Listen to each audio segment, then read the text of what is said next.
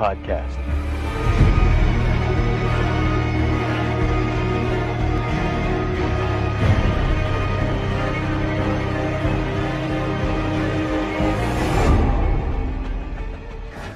Hello, I'm Simon Fisherbecker. You probably know me better as Dorian Moldovar from Doctor Who, or the Fat Friar from Harry Potter. And this is Everything Geek Podcast. Your attention, masters, mistresses. All systems functional for the Everything Geek Podcast.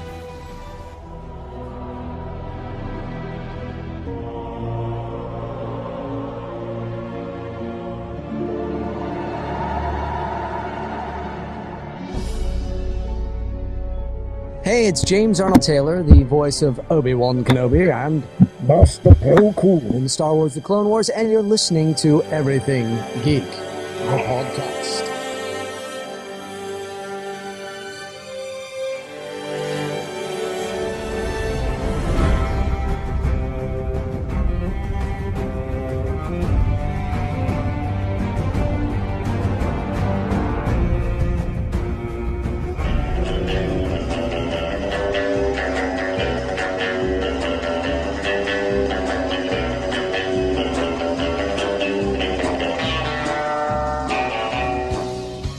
Face it, Tiger. You just hit the jackpot with the Everything Geek podcast.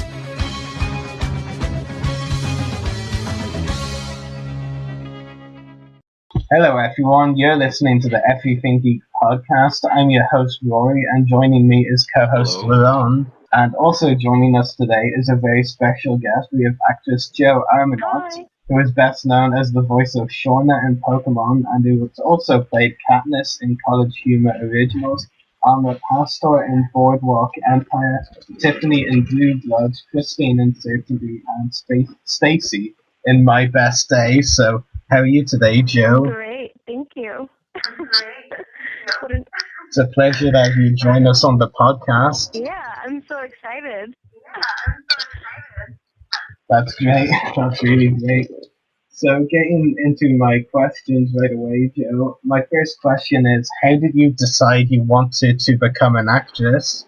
Let's see, my mom actually was doing community theater when I was a kid, and I was like 3 years old and went to some rehearsal with her and was really confused why I couldn't be like the star of this show that was going on, and kept like telling her and the director, like, excuse me, I need to be the lead in this show, like demanding to be like the female lead, and she was like, oh god, here we go.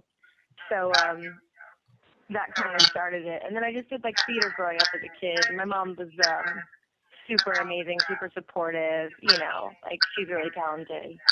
So I don't know, not talking. Yeah, it's very. That is very interesting, though, and I mean, I totally get what you're saying. I mean, everyone wants to be the star growing up. Like, no other ways about it. You're either number one or you're not. Like, what a brat I was. Like, she must have been like, this is awful. Yeah. This is going to be terrible. She's going to be poor and annoying for the rest of her life. Yeah, I mean, I totally get it, though. Like, I mean, everyone's had that moment, though, growing up, where they want to be viewed as the best, really. I mean, they want to be the best like no one ever was. A bit early for the Pokemon jokes, actually. That's true. That's very true. Yeah. So, getting into my second question, how did you get cast as the voice of Shauna in Pokemon, and were you a fan of the show before you got the role? Yeah, my friend Sarah Nanacheni plays Ash. She's the voice of Ash on Pokemon, and she and I were talking, and we were on, this was like a while ago, on like Facebook or something, just like catching up, and she's like, you know, you should go in and meet with Tom, who's like our director, and he auditioned me for Shauna, and you know, everything just sort of happened very quickly. But Sarah Tinney is just like this amazing goddess of a woman. I'm just like super girl crush on her. She's so cool, and playing Ash is just so awesome because she's got so many facets to her personality, and like I was just really honored that she basically handed me the opportunity. You know what I mean? So yeah. Yeah. That is very interesting, though. Yeah, I mean, it's just great. You can say the lead character in the show got me a part in it. Like, that is very cool. So my third question for you is: Shauna is pretty significant in helping main character Serena discover her goal, which is to be a Pokemon performer. Were you surprised at how big of a role Shauna played in helping Serena finally discover her goal?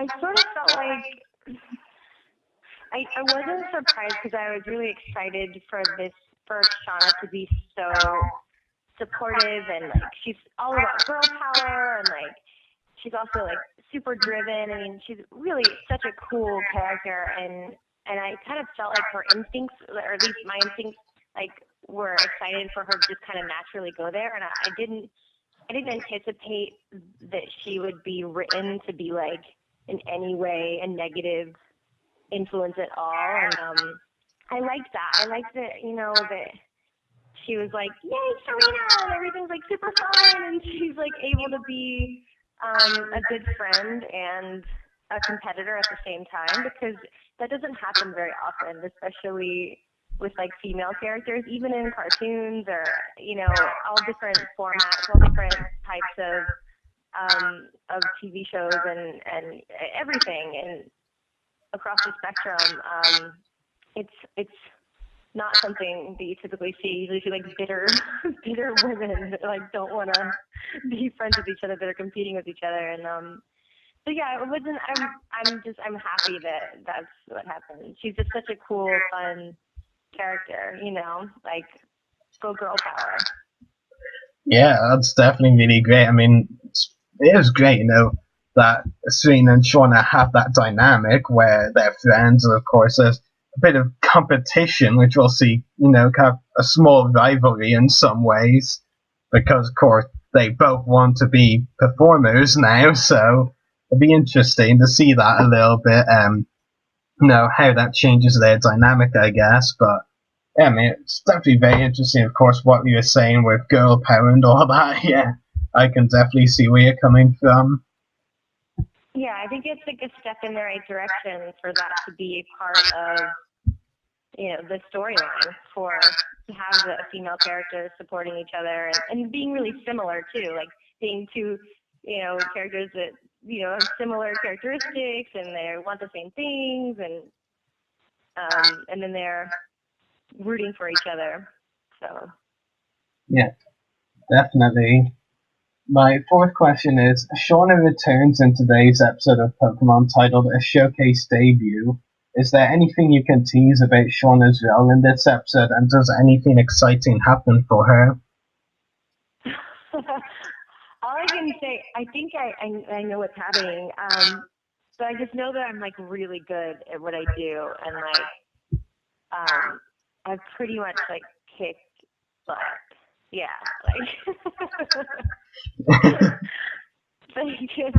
like everybody knows Shauna's pretty awesome at like what she does. Like that doesn't stop. You know what I mean? Yeah, I definitely know what you mean. Yeah, that's great.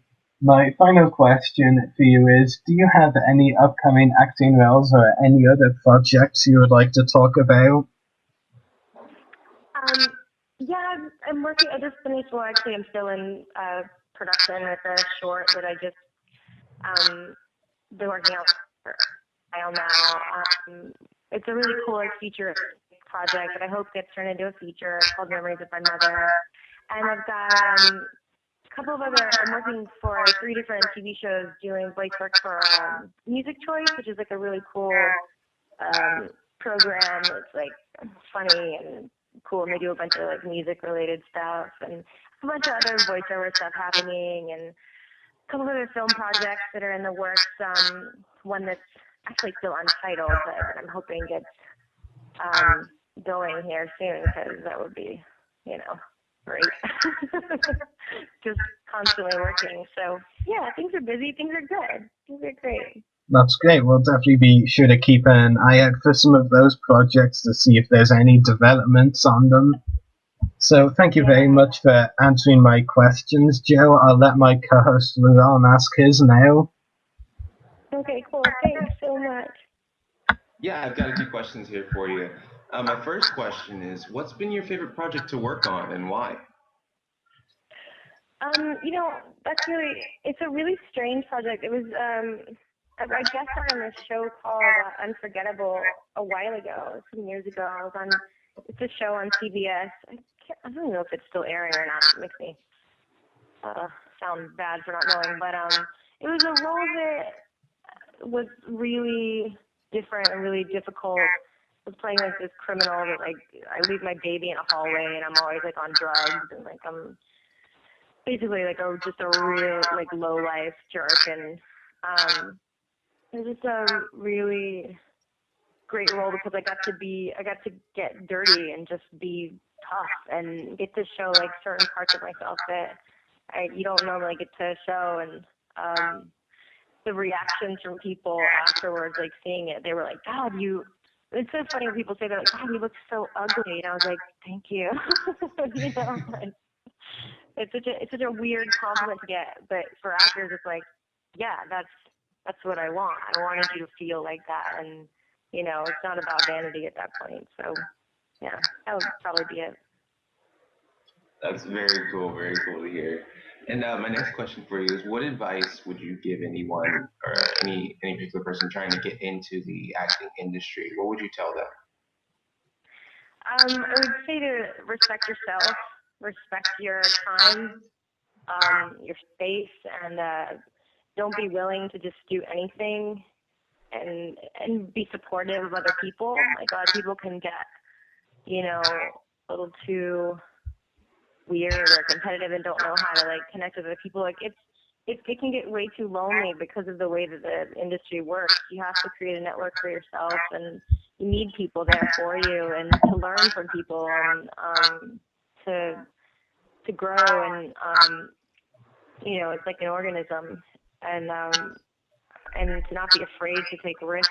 You need people there to catch you, and it's a tough business, but you have to know your limits and not be willing to.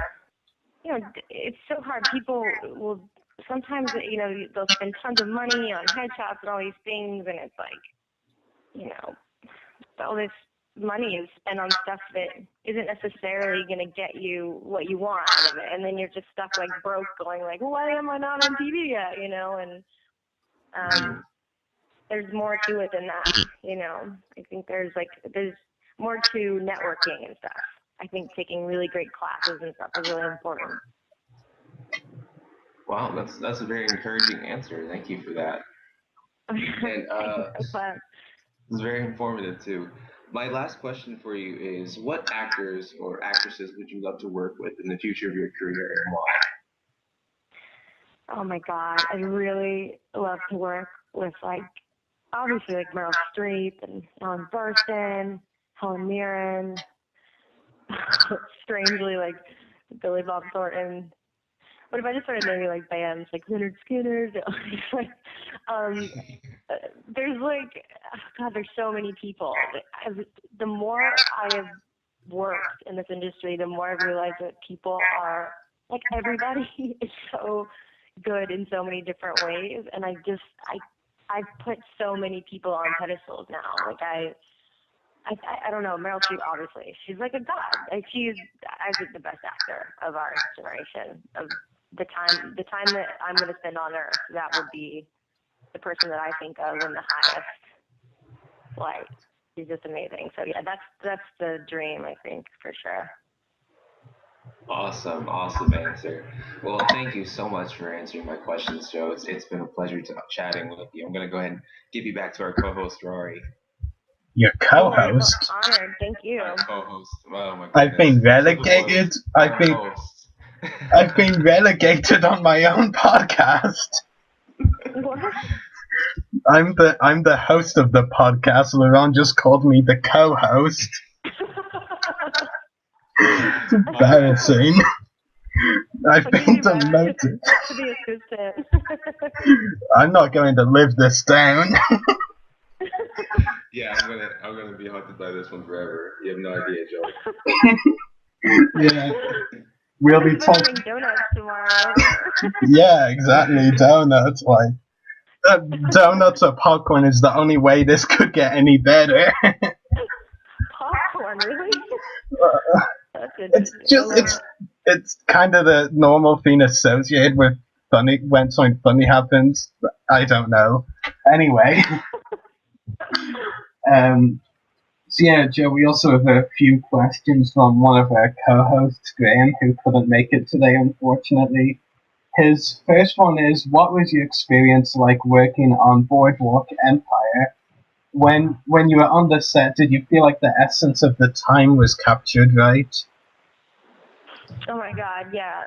Oh, Boardwalk is bananas. Like, and to use a word that's stupid, you know that I mean it, because like the production quality, or was, now it's not on, but it's insane. I mean, the sets, down to the last detail, it's magical. And even like doing one of my scenes where I get pulled out of this car, they've got this gorgeous antique car that somehow still runs, and like, you know, they've got to drag me out by a rope, you know, around my neck out of this car, and they're like, just, you know, be careful of the interior. I'm like, I'm the one getting dragged out of the freaking car here, but I get it. Like, there's just, I mean, there's millions of dollars poured into that kind of detail, and it's undeniably one of the best shows that, you know, I've ever seen, and it's ever been on television. It's just such an honor to be a part of it. And I mean, the actors are just, I learned so much. It was a whole other level of a whole other playing field, you know. It was so cool. Really cool.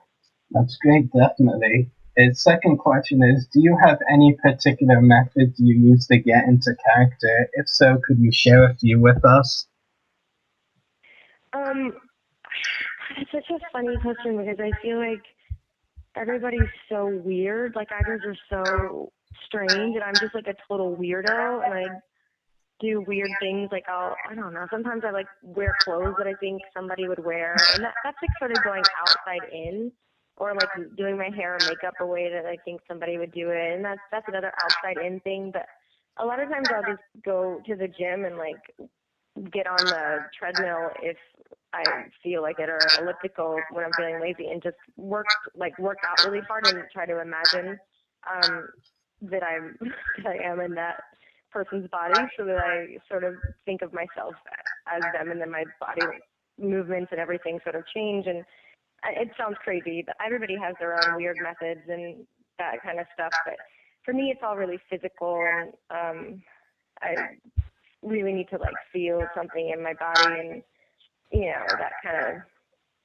kind of thing. Some people can just turn it on and turn it off, and I wish I was like that. I admire those people, but I definitely need time, you know, to work it in. Does that make any sense? I don't know. It sounded crazy. Yeah, it makes a lot of sense. Like, I completely understand. Okay. Are you sure? Yeah, I'm pretty sure. Crazy. Yeah, I mean, I'm weird too, so of course I get it. Not that I work out before every podcast, but you know, I get it. Yeah. So, yeah, thank you for sharing that. His third question is, out of all of your credits, have you had a more positive experience in voice acting or working on camera? I don't know. I think just recently I started doing a lot of voice stuff, which has been so cool. Like, it's pretty awesome, because I don't have to worry about what I look like at all. I can just like show up, and it's like a different kind of energy to use. But you know, film and TV, it's been great as well over time. It's it's just sort of all kind of meshing together now, which is awesome. And it feels like I'm building a career in both worlds, and I think that's the goal that everybody wants, is to sort of be able to have their hands in all different pots and be fortunate enough to work with people that, you know, are just really cool and understand, you know, why you love doing it and appreciate whatever talent you have to offer. And right now I feel like I'm in a good place with the voice stuff, and with my film and TV stuff, it's good. So, God, keep that. I'm like knocking on wood right now, because you just never know what happens. Yeah, that's definitely great though, yeah. But his final question is, so far what has been your best experience in your acting career? Do you have a proudest moment? Yeah, I worked on a film that went to Sundance a few years ago called My Best Day, and it was amazing. It was just like such a cool project. It was like, you know, getting paid like in peanuts, but the script was phenomenal. And the second I read it, I put it down, went to the gym, and was like, I gotta find this character. And being there and like working with people, and there's a scene that like an extra had to do with me where she's like on the other side of this screen thing, but the director was like, you can leave if you want. And I saw the extra was like, oh, could you stay? And I was like, yeah, totally. And the director was like, really? You don't mind? I'm like, no, of course not. And doing that kind of stuff, like, for, you know, showing that like you respect people on set that are working there with you, and you know, because they're there on their time too, you know. And I think like honoring the people that are all putting their time in, and being a part of like the whole group, and not excluding yourself from the nature of like that. I like feeling like I'm part of a family when I'm working on a project, and that particular project was just like, I'm still so close with so many people from that. It's sort of stuck with me, you know. So definitely that project for sure. That's all of our questions to you today, Joe. It's been a pleasure having you on the podcast. I'm so honored. Thank you so much. Hopefully we can talk to you again at some point. Yeah, I'd love that. Yeah, so we'll talk to you again soon then. Bye. All right, bye. Thank you. Thank you. So make sure to check out our YouTube channels. The podcast is www.youtube.com/user/everythinggeekcast. Mine is www.youtube.com/user/separatist-destroyers. Leron's is www.youtube.com/user/StarLegend9595. Check out our Facebook page, www.facebook.com/everythinggeekpodcast. Check us out on Twitter, twitter.com/everythinggeekp. Check us out on Instagram, instagram.com/everythinggeekp.